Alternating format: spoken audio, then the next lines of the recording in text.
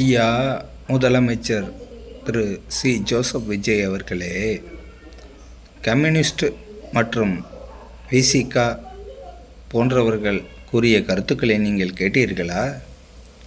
அனைத்து இந்திய அண்ணா திராவிட முன்னேற்றக் கழகத்தில் இருந்து பிளவுபட்டு கிளர்ச்சி உண்டாக்கி வந்த 25 எம்எல்ஏக்களுக்கு தாங்கள் அமைச்சர் பதவி கொடுத்தீர்கள் என்றால் அவர்களது கூட்டணியை விலக்கிக் கொள்வேன் என்கிறார்கள். இதன் சூட்சமம் உங்களுக்கு புரிகிறதா? தயவு செய்து அனைத்து இந்திய அண்ணா திராவிட முன்னேற்றக் கழகத்தின் பொதுச் செயலாளர் அவர்களை அணுகுங்கள். அதைவிட உங்கள் ஆட்சியை நிலையாக நடத்தி செல்வதற்கு வேறு எந்த ஒரு வாய்ப்பும் இல்லை. திராவிட முன்னேற்றக் கழகத்தின் கல்லாப்பெட்டி கூட்டணியை உங்கள் வசம் வைத்து கொண்டால் ஆட்சி நடத்தலாம் என்று ஒரு தவறான முடிவினை நீங்கள் ஏற்றீர்கள். தமிழகத்தில் ஒரு வாக்கு வித்தியாசத்தில் தோற்ற திருப்பத்தூர் தொகுதியின் வாக்காளர் தான் நான். ஆனால் நான் வசிக்கும் தொகுதி பல்லடம் தொகுதி.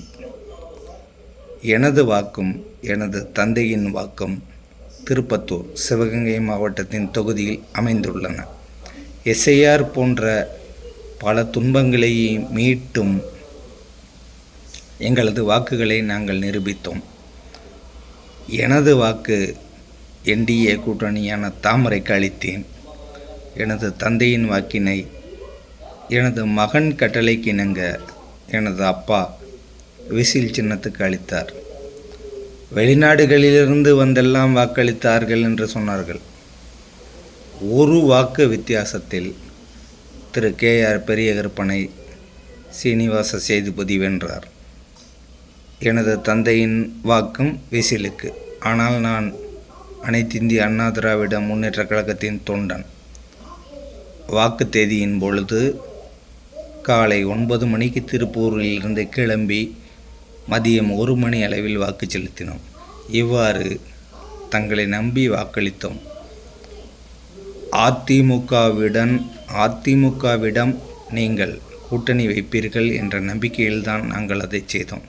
அதனை விடுத்து அதிமுகவை துண்டாடுகிறீர்களே திரு விஜய் அவர்களே, தயவு செய்து இதனை சிந்தித்து ஒன்றுபட்ட அதிமுகவினை கூட்டணியில் அலையுங்கள் என்று கூறி விடைபெறுகிறேன். நன்றி, வணக்கம். ஐயா விஜய் அவர்களே, நன்றி.